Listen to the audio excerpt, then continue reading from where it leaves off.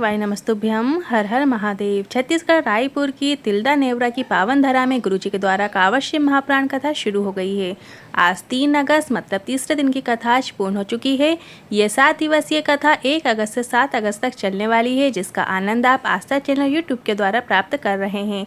4 अगस्त सार्वत्रिक मास का विशेष दिन शुक्रवार है और इस दिन किया जाने वाला दान खास होता है। तो इस दिन आप क्या दान करें वो भी हम आपको इसी वीडियो में बताने वाले हैं। 4 अगस्त को अपने जीवन की विभिन्न प्रकार की समस्याओं से मुक्ति प्राप्त करने के लिए 9 महादेव के नाम वाले 9 उपाय बताएंगे, जिसमें महादेव के अलग अलग नाम लेने से आपको अलग अलग फल की प्राप्ति होती है। इसकी भी जानकारी आपको इसी वीडियो से प्राप्त होने वाली है। आज की कथा में गुरुजी ने 10 उपाय पद और उपयोगी जानकारियाँ दी हैं। सभी की जानकारी आपको इसी वीडियो के माध्यम से देंगे। किसी कारणवश यदि आपने आज की कथा नहीं सुनी है तो पूरी कथा का रास्ता अब आपको इस छोटे से वीडियो से प्राप्त हो जाएगा। पिछले वीडियो में हमने आपसे प्रश्न किया था, गुरुजी ने किस तिथि को सभी को कनेर का पुष्प शिवलिंग पर अर्पित करने को कहा है। तो सही उत्तर है श्रावण अधिक मास अमावस्या तिथि। और आज का प्रश्न इस प्रकार है, पार्वती जी ने किस उपटन से गणेश जी को उत्पन्न किया था, जिसके ऑप्शंस इस प्रकार हैं। ए चंदन, बी हल्दी, सी गोबर, डी मिट्टी। आप इस प्रश्न का उत्तर कमेंट के जरिए हमें भेज सकते हैं और हम इस प्रश्न का उत्तर कल के वीडियो में आपको बताएंगे। तो बढ़ते हैं आज की कथा की पहली जानकारी की ओर। 2 तरह के लोग होते हैं। एक वो जो भगवान के लिए सब कुछ छोड़ देता है, मतलब घर छोड़ देता है, परिवार छोड़ दिया, जंगल में जाकर बैठ गए, भोजन छोड़ दिया, वानप्रस्थ जीवन जी रहे हैं। और दूसरा वो होते हैं जो ईश्वर पर सब कुछ छोड़ देते हैं। तो इन दोनों में श्रेष्ठ कौन सा है, भगवान के लिए सब कुछ छोड़ देने वाला या भगवान पर सब कुछ छोड़ देने वाला? तो दोनों में से श्रेष्ठ है भगवान पर सब कुछ छोड़ देने वाला। आज की कथा की दूसरी जानकारी की ओर। मुझे जीवन जीने का एक बल प्राप्त होता है, मुझे जीवन जीने का एक तरीका प्राप्त होता है। जब मैं शिव महाप्राण की कथा सुनती हूँ, जब मैं मंदिर जाती हूँ तो मेरे मन को अच्छा लगता है और यही तो हृदय की शांति है। शिव महाप्राण की कथा कहती है, घर बदल के देख लिया, फ्लैट बदल के देख लिया, पर आप अब अपना मन बदल कर देखो। मन बदलने से तात्पर्य है भगवान के भरोसे होना सीख लो। बढ़ते हैं आज की कथा की तीसरी जानकारी की ओर। सिंदूर जो हनुमान जी को चढ़ाया जाता है, जो हनुमान जी को चढ़ा होता है, सिंदूर जो गणेश जी को चढ़ा होता है, माताओं और नारियों के मस्तक पे सिंदूर जो लगाती हैं, वो सिंदूर कहाँ से आया है? ब्रह्मा जी जब एक कल्प का निर्माण कर रहे थे तो ब्रह्मा जी को जमाई लेने पर एक बालक का जन्म हुआ जिसका नाम सिंदूर था। और मेरा बालक है, ऐसा सोचते हुए ब्रह्मा जी ने उसे बहुत सारे वरदान दे दिए, पर उन वरदानों के घमंड आने पर उनकी मृत्यु गणेश भगवान के हाथों लिखी गई। और गणेश भगवान उनकी परीक्षा लेने गए और उन्होंने गणेश भगवान से जाते जाते एक वरदान मांगा, इस नारी के सर में ये सिंदूर रहेगा, उसका सौभाग्य अखंड रहेगा, उसके सौभाग्य में यम भी नजर नहीं डालेंगे। बढ़ते हैं अगली चौथी जानकारी की ओर। पाप अपने आप हो जाता है और पुण्य अपने आप नहीं होता है, पुण्य को करना पड़ता है। किसी को गलत निगाहों से भी देख लिया तो भी पाप हो जाता है। जैसे हम जो भोजन करते हैं उसी की डकार आती है, उसी तरह तुम्हारे अंदर अगर घृणा भरी है तो दूसरे के लिए बुराई और निंदा ही निकलेगी और दुनिया का कोई व्यक्ति आपको अच्छा नज़र नहीं आता है। बढ़ते हैं आज की कथा की 5वीं जानकारी की ओर। हमारे यहाँ रिवाज है, जब कोई नए घर का उद्घाटन किया जाता है तो घर के बाहर सिंदूर से स्वास्तिक बनाया जाता है। सिंदूर को गाय के घी में मिलाकर फिर उस सिंदूर से घर के बाहर स्वास्तिक बनाया जाता है। वहाँ पर यम भी नजर नहीं डालते हैं, इसलिए नारियां अखंड सौभाग्य के लिए सिंदूर को लगाती हैं। 2 चीज़ें बहुत विशेष होती है, एक सिंदूर और एक मंगलसूत्र। मंगलसूत्र को आप ध्यान से देखेंगे तो मंगलसूत्र में थोड़े से काले दाने होते हैं और थोड़े पीले दाने होते हैं और एक सोने का पेंडल होता है। और मंगलसूत्र पति पत्नी को क्यों पहनाता है? क्योंकि जीवन में काले दिन भी आएंगे और सोने जैसे अच्छे दिन भी आएंगे और इन सब को देखते हुए हमें हमारा जीवन जीना है। 16 श्रृंगार का एक एक श्रृंगार नारी के जीवन का एक एक क्रम को दर्शाता है। बढ़ते हैं आज की कथा की 6वीं जानकारी की ओर।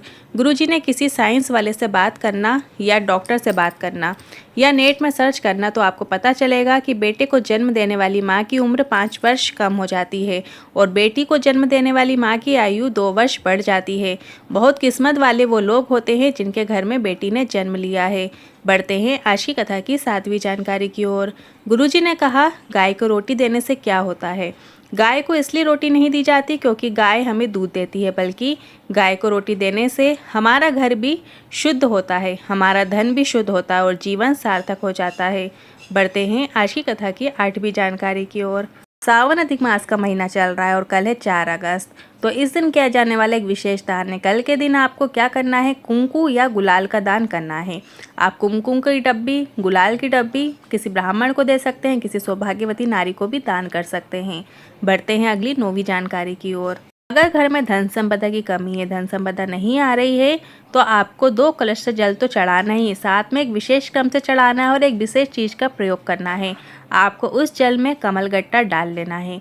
एक कमलगट्टा आपको डाल लेना है। आप चाहो तो दोनों कलश में एक एक कमलगट्टा डाल सकते हैं। जब आप घर से निकलो तो एक के ऊपर एक कलश लेकर आपको निकल जाना है।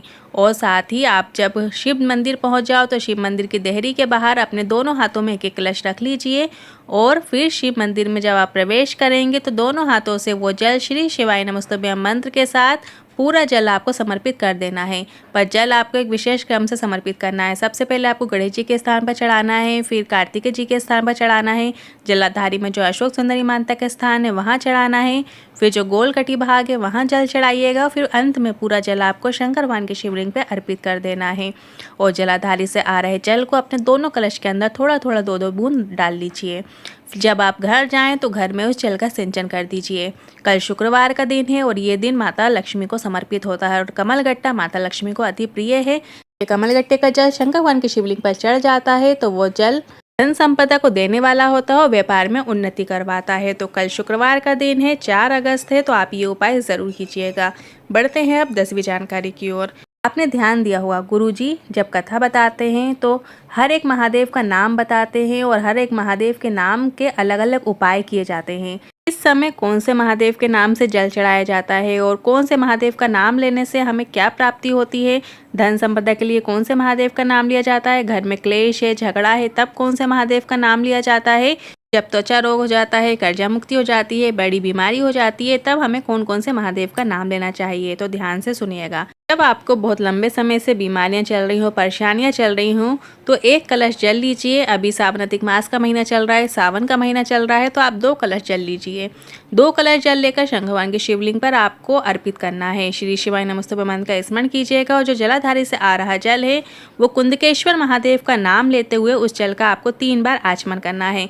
कुंदकेश्वर महादेव रोग मुक्ति प्रदान करते हैं। साथ ही आपकी जो दवाइयाँ चल रही हैं वो दवाइयाँ भी आप कुंदकेश्वर महादेव के नाम लेकर औषधियाँ प्राप्त कीजिए, उससे भी आपको राहत मिलती है। शिव महापुराण में वर्णन देखने को मिलता है। दूसरा है अवधूतेश्वर महादेव। जब परिवार में क्लेश होता है, परिवार में झगड़े होते हैं, अशांति रहती है, तब इसकी शांति के लिए 1 कलश जल श्री शिवाय नमस्तुभ्यम मंत्र से चढ़ाया जाता है और जलाधारी से आ रहे जल को अवधूतेश्वर महादेव का नाम लेते हुए झेला जाता है और उसे घर में सिंचन किया जाता है। अवधूतेश्वर महादेव क्रोध में शांति प्रदान करते हैं, परिवार में शांति होती है, क्लेश नहीं होता। साथ ही बच्चे जो चिड़चिड़ स्वभाव के होते हैं, बच्चे का तेज स्वभाव होता है, उनके लिए भी अवधूतेश्वर महादेव के नाम से जल अर्पित किया जाता है।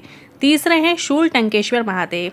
जब शरीर में कहीं त्वचा रोग हो जाता है तब शूलटंकेश्वर महादेव के नाम से 1 कलश जल चढ़ाया जाता है और उस जल का आचमन शूलटंकेश्वर महादेव के नाम से किया जाता है। साथ ही जहाँ पे त्वचा रोग है उस जगह पे आपको वो जल लगाना होता है। इसके बाद अगला नाम है चौथा शूलपाणेश्वर महादेव।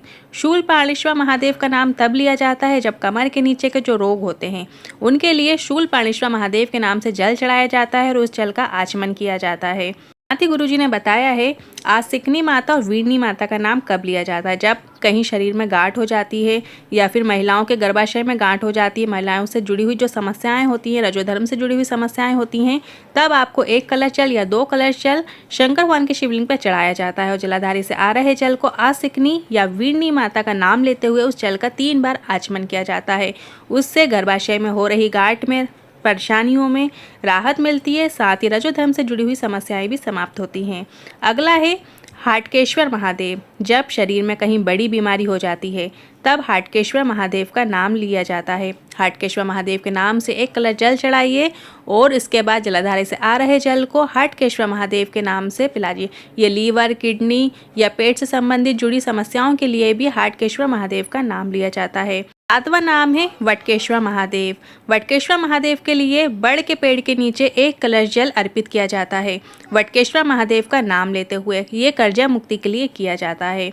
अगला नाम है स्वधा। एकादशी के दिन खासकर किया जाता है ये उपाय। पितृदोष से मुक्ति के लिए किया जाता है। जब घर में बड़ा पितृदोष होता है, पितृदोष से जुड़ी हुई जो समस्याएं हो रही होती हैं, तब स्वधा स्वधा स्वधा 3 बार स्वधा नाम लिया जाता है। पितरों की देवी हैं स्वधा। अगला नाम है आशुतोष महादेव। जब पति पत्नी में अनबन चलती है, पति पत्नी में आपस में बनती नहीं है या बात तलाक तक पहुंच रही होती है, पति पत्नी में संबंध मधुर करने के लिए आशुतोष महादेव का नाम लिया जाता है। 1 कलश जल या 2 कलश जल आशुतोष महादेव के नाम से साथ श्री शिवाय नमस्तुभ्यं मंत्र के साथ चढ़ाया जाता है। आशुतोष महादेव का स्मरण किया जाता है।